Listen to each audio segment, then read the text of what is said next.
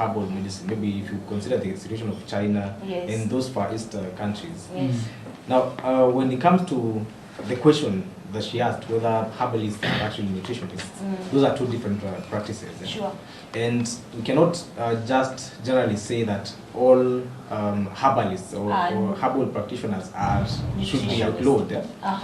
Now, we have to also identify and actually recognize traditional or indigenous knowledges and skills. So there has to be some streamlining as far as herbal practice is concerned. But there should not be that conception, or it should not be thought as synonymous nutritionist and herbalist. Yes.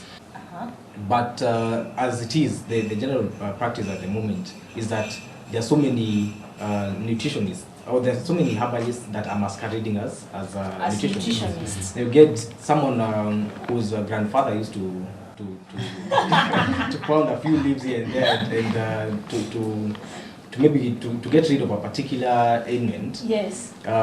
Happens to maybe have knowledge of such leaves, and by that virtue of them practicing as herbalists, they add an extension to their practice, and call themselves herbalists and nutritionists. So you find so many herbal and nutrition clinics, but such are the ones that the government is trying to look at through the bill. Yeah, through the bill. Yes. So it does not mean that just because you're a herbalist, you cannot be a nutritionist. Yes. You can still be a nutritionist if you have qualified as a nutritionist and registered as a nutritionist. Yes. So with that, then you can be able to carry with your name as a herbal and nutrition clinic. Yes. My name is Peterson Moi, and I really wanted to ask a question regarding the issue of health and nutrition. And as I'm concerned, I understand health to be something to do with psychological, probably social, and physical well-being of a person. But then I don't get the relationship between the issue of nutrition and aspartame, psychological and social well-being, and physical. So can you elaborate on that? Okay, thank you. Now, the aspect of nutrition is a much wider area, maybe different from what the general public perceives it to be. So there are very many branches of nutrition, or very many concerns of nutrition. Now, though the nutritionist will be looking primarily at food, we have to think of food as a big, on a wider perspective, not basically as that material that fills your stomach, or that material that ensures that you have maybe the physiological wellness. So when you look at food, the food can also be looked at as a social tool or a social item. Now, having food as maybe the major income generating product, then you see that food cannot, you cannot ignore that maybe socio-economic aspect of food. So when it comes to the issue of maybe psychological wellness, when you just look at some conditions, maybe like neuromuscular conditions, you find that most of these conditions will usually come about as a result of faults or maybe improper nutrition during the stages of pregnancy, when the child is still developing in the mother's womb. Okay. So such issues that would have been corrected if there was sufficient nutrition, then you find that they come as a result, as a direct contribution of nutrition. So the resulting psychological situation will in this case be directly related to the food. Nutrition.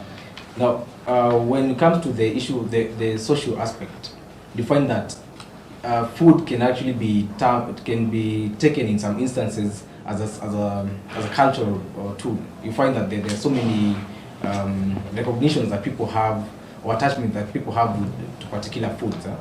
So you find that you can even get food that will be used maybe to show affection. Yes. Like what Patricia got on Valentine's. So such issues cannot be ignored when you're looking at the aspect of food, and hence the nutritionist will be expected to be looking at these various aspects that food can contribute to. Okay. Is that question answered? Of course.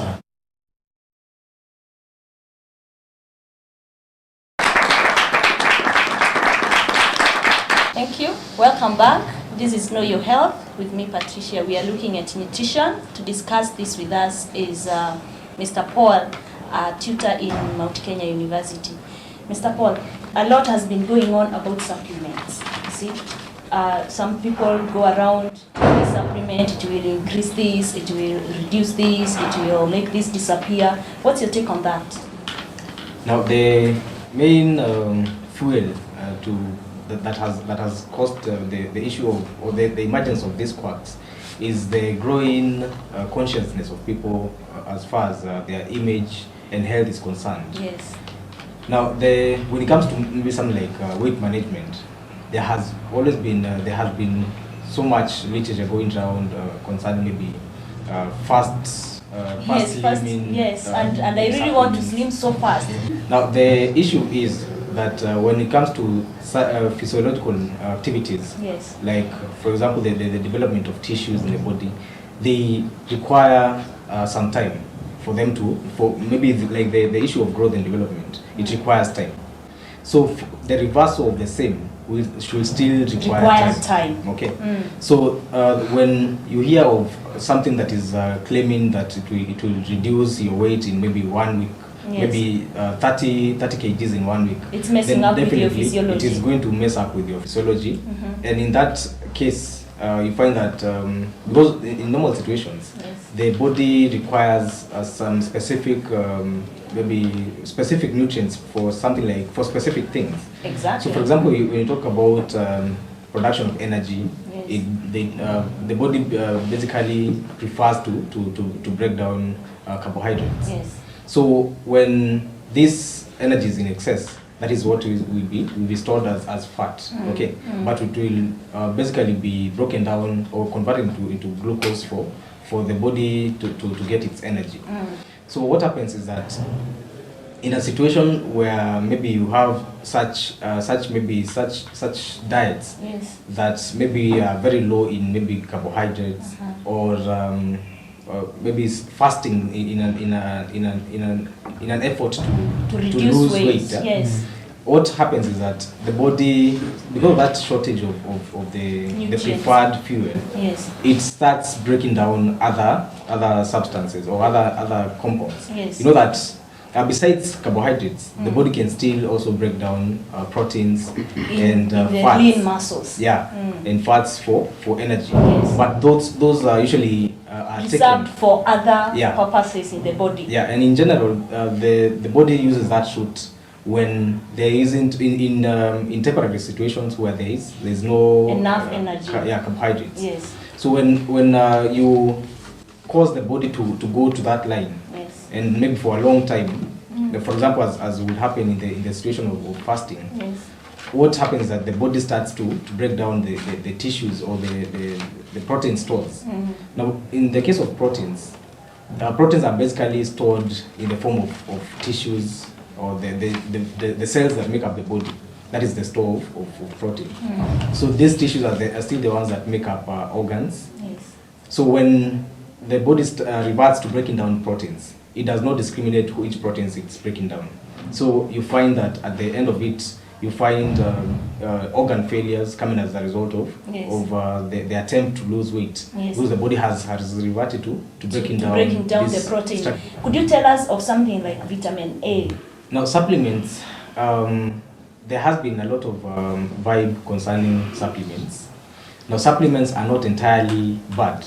Exactly. So, but they are should be prescribed in a situation where the person's nutritional status is in a dire situation. Yes. Okay. Yes. So, what happens is that when your body does not have a particular nutrient, and maybe as would come out as a deficiency, those are the only times when you require a fast boost of those particular nutrients. Yes. Of all the vitamins that you can think of, yes, the vitamin A is one of the most sensitive. Yes.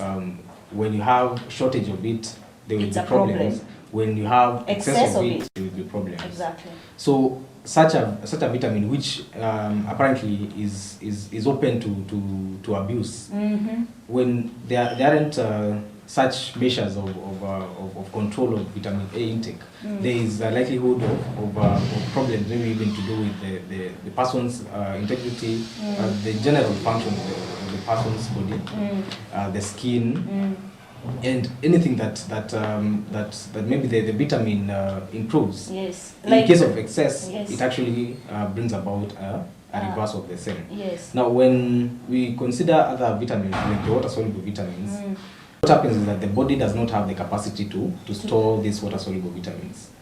Now, that is basically because... It's excreted. Yeah, that is basically because the body does not have the capacity to store water. Yes. Okay. Yes. So these excesses of the water-soluble vitamins will actually just be washed with the water. Okay.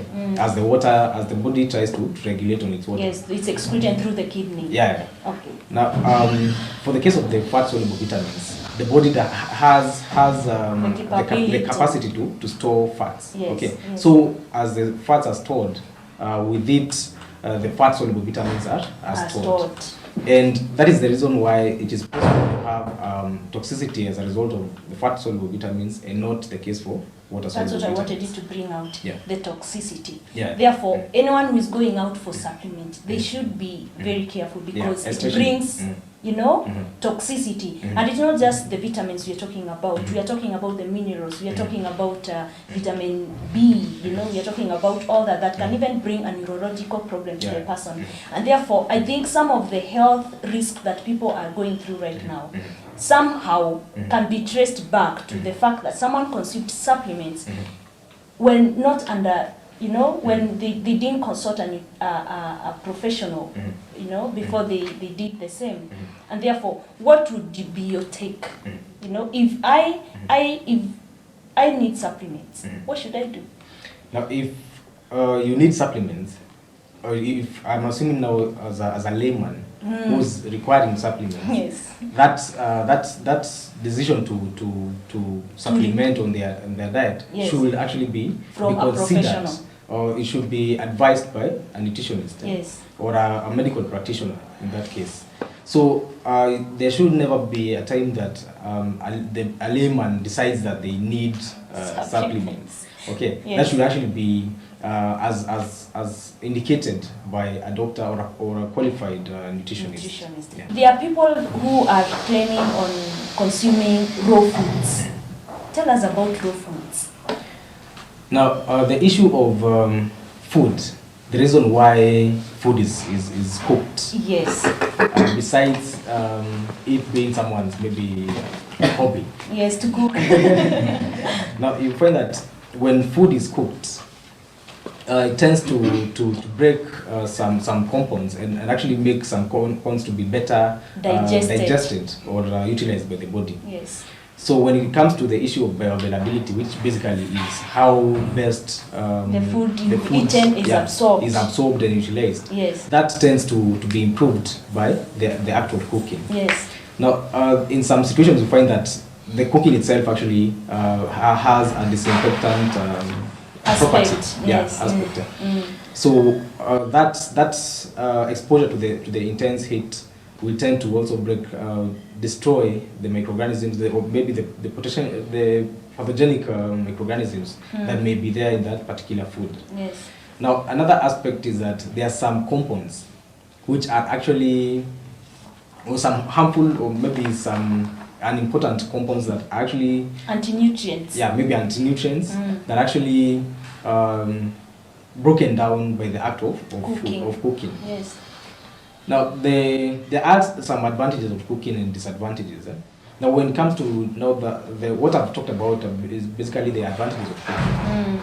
You find that if you consider something like egg, raw egg, you find that there are some people who tend to have that tendency to prefer raw egg. Yes. Now, raw egg has a protein called avidin. Yes. Now, when that avidin is exposed to heat, yes, it is destroyed. Okay. Now, in normal situations, if that avidin is not destroyed, Yes. it tends to bind to some nutrients. Yes. Now, for example, in this case, a B complex vitamin, biotin. Yes. So when that is binded by the avidin, it is Yes. not available to the body. Okay. So that is a disadvantage of having eating raw maybe raw eggs. Okay. Mm. Now you find that I've said that there are also other advantages that may be according to cooking. Yes. Now some proteins are actually or most proteins are actually denatured or their structure is actually destroyed by The exposure act to of high maybe heat, Yes.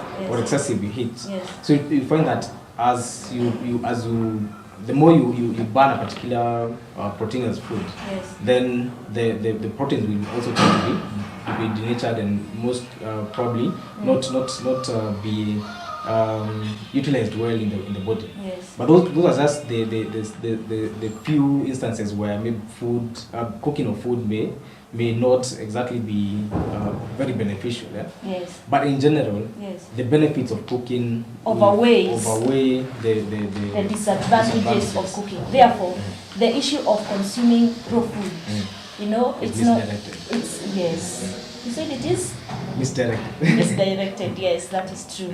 We are taking a short break. We'll be right back. Don't go away.